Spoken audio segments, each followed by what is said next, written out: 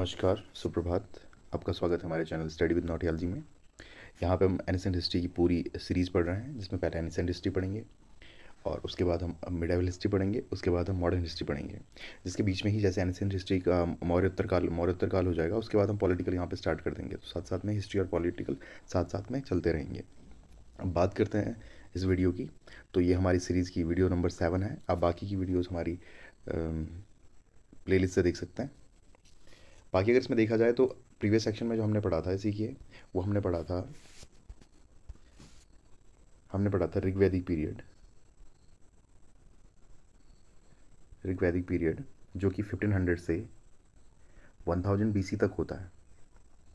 उसके बाद हमने पढ़ा था लेटर ऋग्वैदिक पीरियड, उत्तर वैदिक काल, लेटर ऋग्वैदिक पीरियड, जिसका टाइम टेन्योर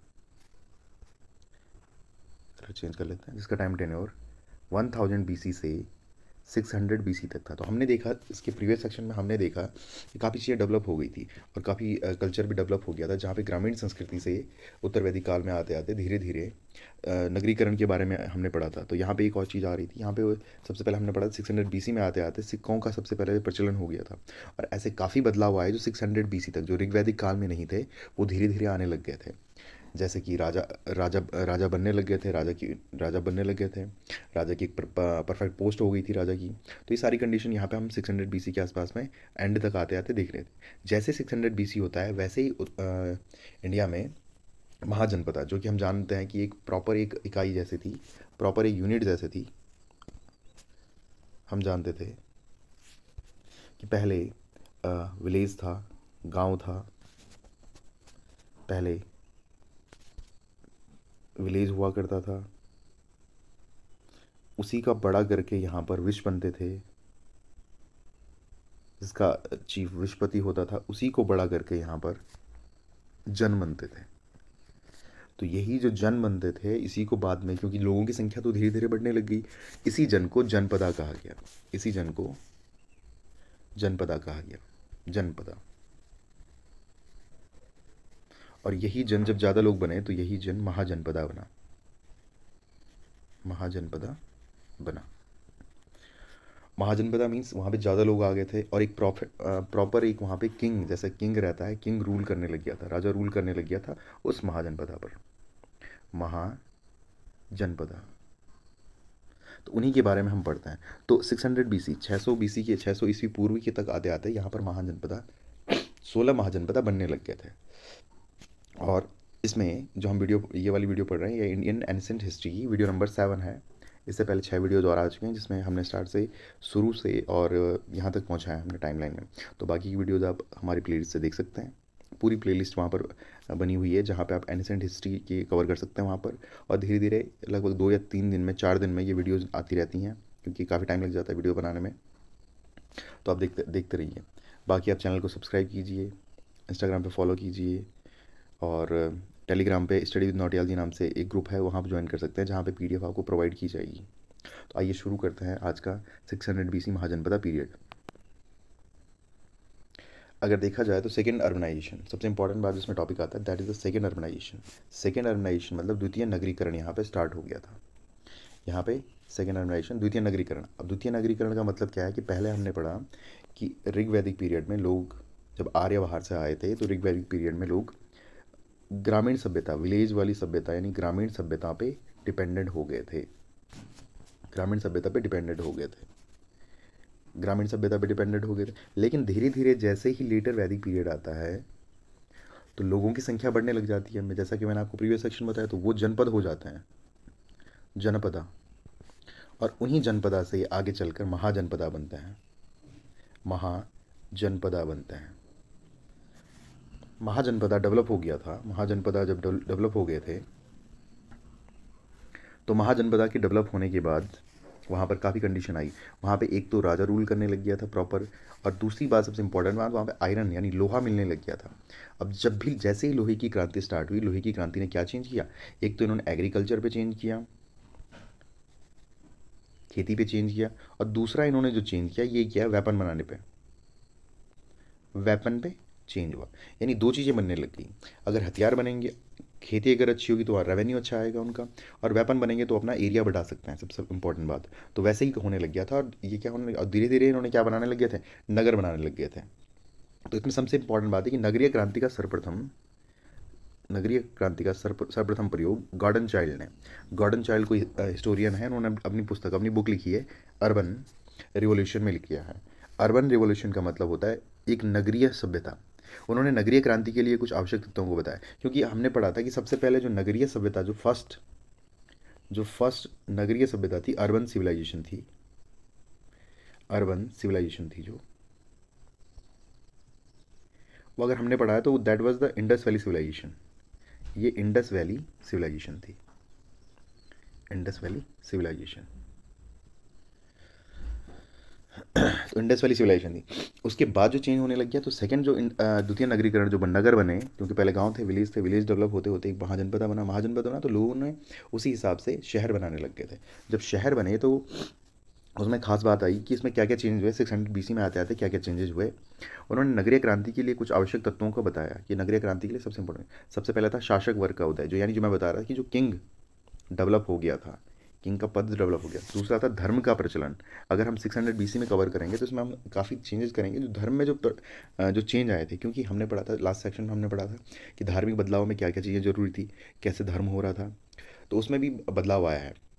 और उसमें बदलाव का आने का कारण सबसे इंपॉर्टेंट ये था कि लोग, जो धर्म था वो काफ़ी कठिन हो गया था, तो उन्होंने उसी टाइम पे 600 BC में लगभग 62 नाम 62 नए संप्रदाय यानी 62 अलग धर्म बनाए, जिनमें से कुछ ही सक्सेस हो पाए, जिनमें से इंपॉर्टेंटली 2 धर्मों के बारे में पढ़ते हैं, एक बौद्धिज्म के बारे में पढ़ते हैं, बुद्धिज्म, और एक जैनिज्म के बारे में हम पढ़ते हैं।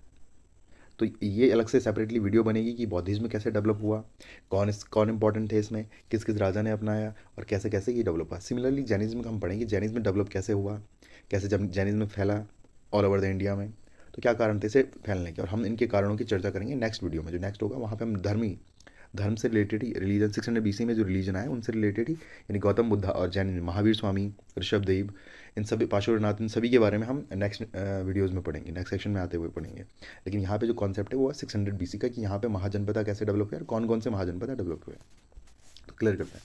इसमें एक और है इमारतों का अस्तित्व।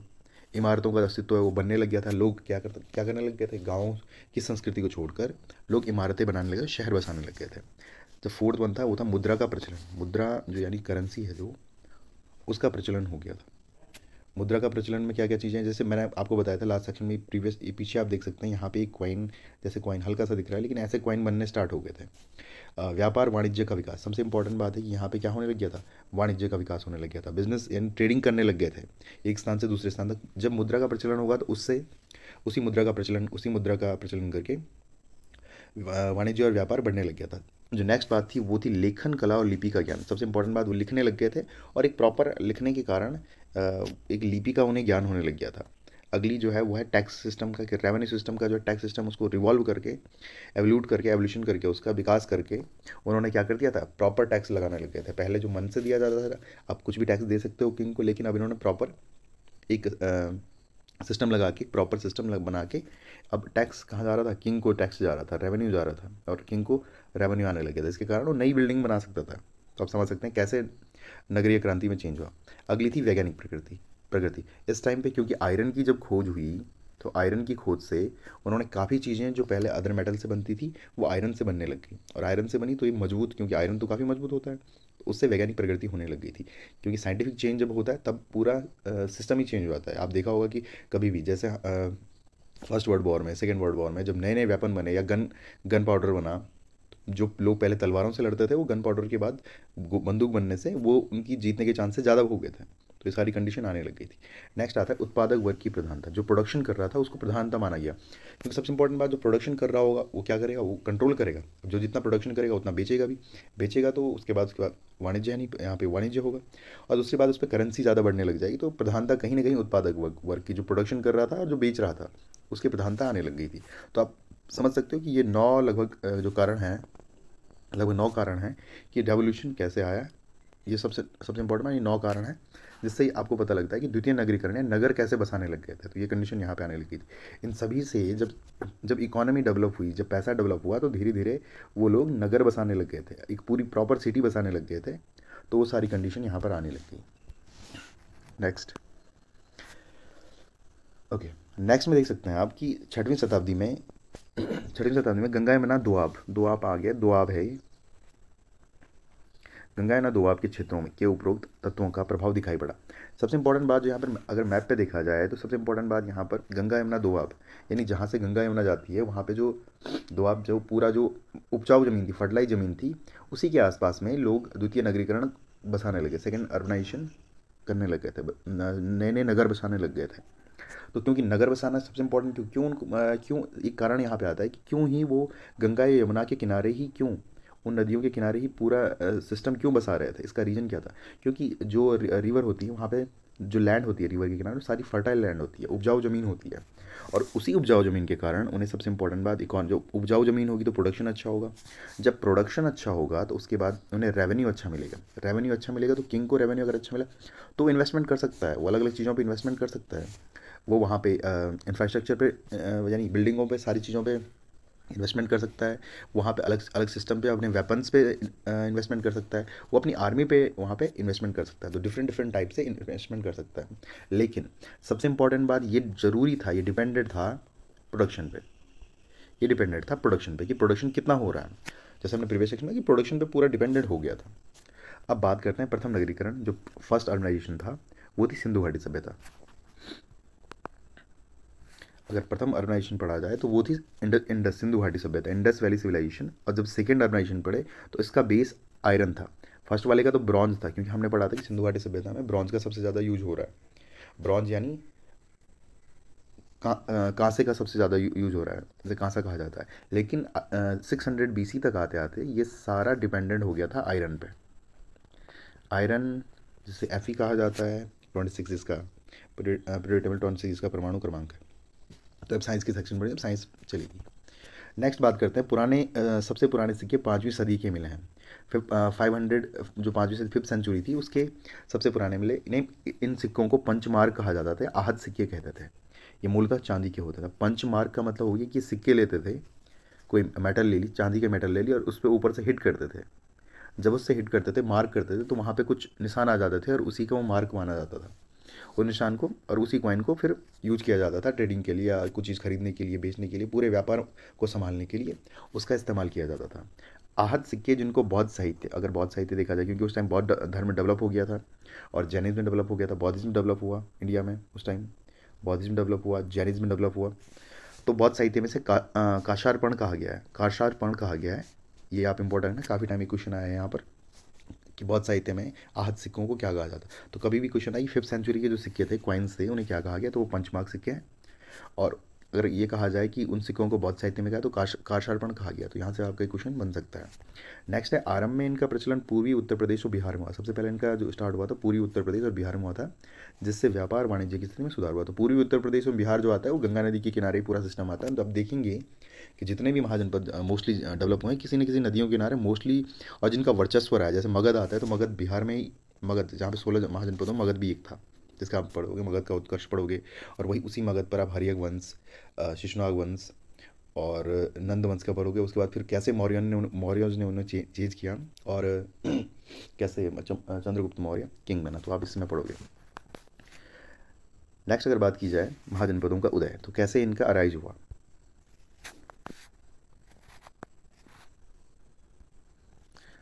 तो अगर बात की जाए महाजनपदों का उदय की, तो ये कैसे हुआ। उत्तर वैदिक काल में कबीलाई राज्यों के स्थान पर क्षेत्रीय राज्य स्थापित होने लग गए, जो कि स्थिति दिखाई देती है। तो जो पहले कबीले थे, जो तुरुष हो गए, कुरु हो गए, ये सारे जो कबीले थे, पहले पांचाल जो कबीला था, गंधार जो कबीला था, ये सारे कुछ कुछ मिलकर, चेदी जैसा ये क्या थे, कबीले थे, मत्स्य कबीला था, ये सारे मिलकर अपने आप में क्षेत्रीय राज्य, यानी पर्टिकुलर उस एरिया के जहाँ पे ये रहते थे उस एरिया में ही अपना राज्य स्थापित करने लग गए, जिसका पूर्ण विकास 600 BC तक हो चुका था। तो ये जो सारे काम हो रहे थे ये हो रहे थे लेटर वैदिक पीरियड में, और 600 BC तक आते आते ये पूरे एक तरह से राज्य बन चुके थे। भगवती सूत्र एक जैन ग्रंथ है, भगवती सूत्र जैन ग्रंथ, जिसमें 16 राज्यों का उल्लेख किया गया है। भगवती सूत्र की सूची, भावती सूत्र लेकिन भगवती सूत्र है, भगवती सूत्र की सूची और अंगुत्तर निकाय जो बौद्ध ग्रंथ है, अंगुत्तर निकाय जो है ये बौद्ध ग्रंथ है, जिनमें 16 राज्यों के बारे में लिखा गया। अगर कैसा क्वेश्चन आए कि 16 राज्यों के बारे में किसमें लिखा गया, तो भगवती सूत्र जैन ग्रंथ और अंगुत्तर निकाय बौद्ध ग्रंथ। अंगुत्तर निकाय में 16 महाजनपदों का उल्लेख हुआ है। अंगुत्तर निकाय में 16 महाजनपदों का उल्लेख है, जिनमें 2 प्रकार के राज्य थे। पहला था राजतंत्र, जहाँ पे राजा का, इनका जो चीफ होता था वो किंग होता था। पूरा अगर राजतंत्र की बात की जाए तो इनका जो चीफ होगा वो किंग होगा। और दूसरा अगर देखा जाए गणतंत्र, तो गणतंत्र में ऐसे राज्यों का शासन, गलत लिखा है, शासन होता है, शासन दंते से आता है, राजा द्वारा न होकर गण या संघ द्वारा होता है। इस प्रकार के शासक वज्जी और मल थे, ऐसे थे जहाँ वज्जी और मल अलग प्रकार के। इसमें 16 महाजनपदों में से 2 महाजनपद थे, जिनमें वहाँ पर एक यूनिटी बनती, एक संघ बनता था, एक यूनिटी बनती थी, संघ बनता था, और संघ का जो चीफ होता, तो इसमें अलग अलग प्रकार के राजा, 2 प्रकार के राजा हो सकते थे। इन गणसंघों में एक से अधिक शासक होते थे, जिसे प्रत्येक को राजा कहा जाता। तो ये सबसे इंपॉर्टेंट बात है कि जो राजतंत्र था, जो यहाँ पर राजतंत्र था, जो यहाँ पर राजतंत्र था, राजतंत्र में एक राजा हुआ करता था, और जो गणतंत्र था वहाँ पर एक से अधिक राजा हुआ करते थे। तो कैसे राजाओं की स्थिति महाजनपदों में थी, ये कंडीशन हो गई थी। कैसे महाजनपदों का उदय हुआ ये भी आप समझ चुके हैं कि कबीलाई राज्य, जो छोटे छोटे राज्य बन रहे थे, जो छोटे छोटे जन थे, वो लास्ट में कुछ कुछ मिलकर जनपद बन रहे, जो लोकल थे, जो उन्होंने क्या कर दिया, लोकल राज्य स्थापित कर दिया। तो आप देख सकते हैं। नेक्स्ट में आता है जो, तो इसमें आता है कि अलग अलग 16 महाजनपद और उनकी राजधानियाँ कहाँ, तो इसे हम ध्यान से पढ़ेंगे। तो सबसे इंपॉर्टेंट बात इसमें आती है, तो पहला था इसमें अंग, जो आधुनिक भागलपुर और मुंगेर जिले का क्षेत्र है और बिहार में है, जिसकी राजधानी चंपा थी। इसे आप स्क्रीनशॉट ले सकते हैं, इसका स्क्रीनशॉट ले सकते हैं आप, और आप नोट्स बना सकते हैं इससे। तो पहला जो था वो अंग था और इसकी राजधानी चंपा थी। दूसरा था जो मगध था, मगध की राजधानी पटना, वर्तमान क्षेत्र है इसका, तो पटना और बिहार में था, और इसकी राजधानी पहले गिरिब्रज रही, फिर राजगृह रही, उसके बाद पाटलिपुत्र इसकी राजधानी बनी। तीसरा जो था वो काशी था, जो वाराणसी के समीपवर्ती का क्षेत्र है। जो वाराणसी था वो काशी था, वो भी एक राज्य था उत्तर प्रदेश में। वाराणसी को काशी के नाम से जाना जाता था, काशी के नाम से, आज भी वाराणसी को जानते हैं काशी के नाम से। अगला है कौशल। कौशल था आधुनिक अवध का क्षेत्र, फैजाबाद, गोंडा, बराइच या उत्तर प्रदेश में। तो अयोध्या जो महाकाव्य काल में इसकी राजधानी अयोध्या थी, और उसके बाद श्रावस्ती भी थी। बौद्ध काल में जब बौद्ध टाइम आया तो वहाँ पे श्रावस्ती इसकी राजधानी मिली है। नेक्स्ट बात की जाए वत्स की, तो वत्स जो था वो इलाहाबाद और मिर्ज़ापुर उत्तर प्रदेश में था, कहीं पर उत्तर प्रदेश में, और इसकी राजधानी कौशाम्बी थी, जो यमुना तट पर बसा हुआ आधुनिक कोसम शहर है। अगला था चेदी। चेदी बुंदेलखंड क्षेत्र में था, उत्तर प्रदेश में और मध्य प्रदेश में। तो ये बुंदेलखंड क्षेत्र में थोड़ा सा उत्तर प्रदेश में, थोड़ा मध्य प्रदेश के पार्ट में था, जिसकी राजधानी शुक्तिमती नाम से प्रसिद्ध थी। नेक्स्ट देखा जाए कुरु, तो कुरु दिल्ली था मेरठ के पास, हस्तिनापुर का जो क्षेत्र है, एरिया है, यहाँ की राजधानी हस्तिनापुर थी, इंद्रप्रस्थ। तो दिल्ली या मेरठ के समीपवर्ती क्षेत्र, थानेश्वर हरियाणा के पास में था ये कुरु, तो उसकी राजधानी हस्तिनापुर, इंद्रप्रस्थ।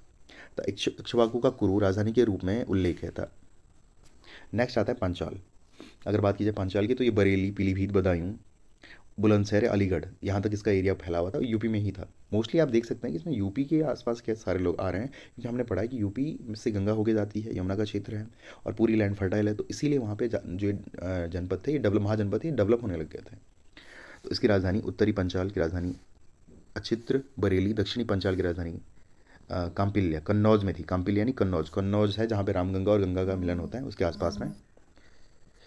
अगर देखा जाए तो मत्स्य क्षेत्र की अगर बात की जाए तो जयपुर, राजस्थान, विराटनगर पांडवों के छिपने का स्थान था, जहाँ पे विराटनगर, जहाँ पे छिपे थे।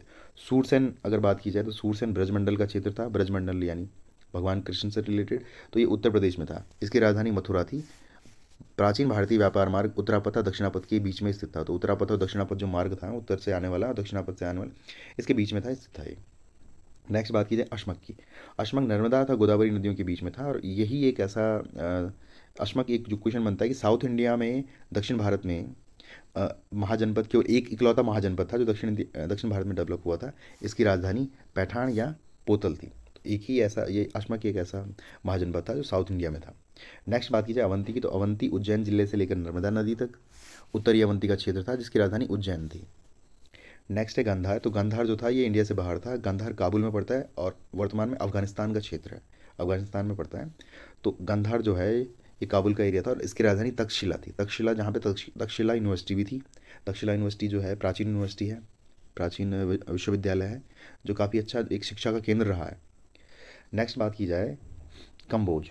तो कम्बोज जो है ये पुंछ क्षेत्र, कश्मीर, राजौरी और हाजरा जिला यानी पाकिस्तान में था। तो ये दो हैं, एक गांधार है और एक कम्बोज है, जो इंडिया इंडिया थोड़ा पार्ट, और इंडिया से बाहर भी थे काफ़ी फैले हुए। तो ये दो अगर ऐसा आता है कि इंडिया से बाहर दो कौन से थे, तो गांधार और कंबोज। साउथ इंडिया में कौन सा था, तो अशमक था साउथ इंडिया में। कंबोज की राजधानी हार्टक यानी राजपूत नाम से प्रसिद्ध हुई। अब बात की जाए नेक्स्ट की, तो नेक्स्ट था इसमें वज्जी। वज्जी था जो हमने पढ़ा, वज्जी जो कि एक गणतंत्र हिसाब से बना हुआ था। तो ये बिहार नेपाल में स्थित 8 राज्यों विदेह, वज्जी, लिच्छवी, ज्ञात्रक, कुंडग्राम, उग्र, भोज, इक्ष्वाकु, कौरव, इन सबको मिलाकर एक संघ बना हुआ था। क्योंकि गणतंत्र था तो इन सबको मिलाकर एक संघ बना हुआ था। तो ये संघ था वज्जी। इसकी राजधानी थी वैशाली। वैशाली जो मुजफ्फर जिले का बसाड़ यानी बिहार राज्य था। अब बात की जाए देवरिया, मल्ल। अब बात अगर मल्ल की करें तो मल्ल की राजधानी सबसे आखिरी है जो, मल्ल की राजधानी देवरिया, कुशीनगर, गोरखपुर, सिद्धा उत्तर प्रदेश। जिसकी राजधानी, दो राजधानियाँ थी, जिसकी राजधानी थी कुशीनगर उत्तर प्रदेश और पावापुरी नालंदा बिहार में। तो अगर देखा जाए ऑन एवरेज पूरा देखा जाए तो ये सारे जितने सारे ये 16 महाजनपद जो डेवलप हुए थे ये वाले, तो ये जो 16 महाजनपद डेवलप हुए थे मोस्टली उत्तर प्रदेश बिहार में, और कुछ यहाँ से पाकिस्तान जो वर्तमान पाकिस्तान में है, और कुछ साउथ में, जिनमें से साउथ में तो केवल एक ही डेवलप हुआ जिसका नाम अशमक है। उसके अलावा दो इंडिया से बाहर थे जो थे गंधार और कंबोज। तो ये सारे डेवलप होने लगे थे, उनकी राजधानियाँ लिमिटेड। आप इसका स्क्रीनशॉट ले सकते हैं और इसे नोट्स बना सकते हैं इससे। नेक्स्ट बात की जाए, अगर मैप की बात की जाए कि मैप में कहाँ थी इनकी कंडीशन, तो मैप में अगर देखा जाए तो कंबोज यहाँ पर, गंधार तक्षशिला यहाँ पर, मद्र भी अगर आता है तो मद्र, सिंधु, और जितने सारे अगर आप देखें तो अगर महाभारत अगर आपने देखी है, महाभारत अगर पढ़ी है, तो महाभारत का जो समय है उसी के अनुसार सारे राज्य हैं उसी के अनुसार बने हुए हैं। जैसे देखा जाए कुरु पांचाल, तो कुरु हस्तिनापुर में पांडव और कौरव रहते थे। पांचाल से द्रौपदी थी, और ऐसे ही मिलाकर सभी से, मद्र से जो इनकी माता थी पांडवों की माद्री वो वहाँ से थी। मत्स्य नरेश विराटनगर जहाँ पे छिपे थे, इसमें देखा चेदी नरेश थे। अंग नरेश कर्ण, जिसको कर्ण है जो महाराजा कर्ण है जो, उनको भी तो इस सारा अगर देखा जाए तो महाभारत पीरियड जो लिखी गई है वो इसी के अनुसार लिखी गई है। तो यहाँ पर अंग देख सकते हैं आप, चेदी देख सकते हैं, और साउथ इंडिया में अशमक यहाँ पर इस जगह पे अशमक था। और सबसे इंपॉर्टेंट जो इनमें था वो था मगध। यहाँ पर जो आगे चल कर मगध का उत्कर्ष होता है, सारे राज्यों को मगध जीत लेता है, और मगध एक स्वतंत्र राज्य बनता है जिसका उत्कर्ष होता है और वो पूरी तरह फैल जाता है। और इसमें लगभग 3 वंश आते हैं अलग, उसके बाद हर्यक वंश। ये सारे मिलकर धीरे धीरे ये सारे मिलकर 5 महाजनपदों में तब्दील हो जाते हैं, बदल जाते हैं, और वो 5 आखिर चलकर एक में तब्दील हो जाते हैं, मिल जाते हैं आपस में।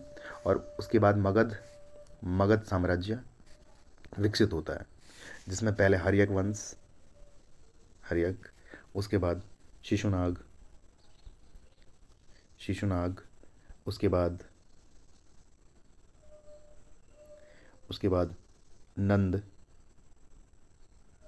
और नंद के बाद मौर्य इस पर राज करता है। तो धीरे धीरे अपना एरिया भी बढ़ाने लग जाते हैं और मौर्य यहाँ तक राज करते हैं। मौर्यों में चंद्रगुप्त मौर्य, बिंदुसार, अशोक, तो इन सब के बारे में हम धीरे धीरे नेक्स्ट सेक्शन में पढ़ेंगे। लेकिन जो नेक्स्ट सेक्शन की वीडियो आएगी वो आएगी रिलीजन बेस्ड पे, कि उस टाइम 600 BC में कौन कौन से राज्य डेवलप होने लगे थे। 600 BC में कौन कौन से राज्य और कौन कौन से रिलीजन, अगर बात की जाए धर्म की, तो कौन कौन से रिलीजन डेवलप हुए, क्या चेंजेस उन रिलीजन ने लाए, किसने उन रिलीजन को अपनाया, तो ये सारे हम नेक्स्ट सेक्शन में पढ़ेंगे।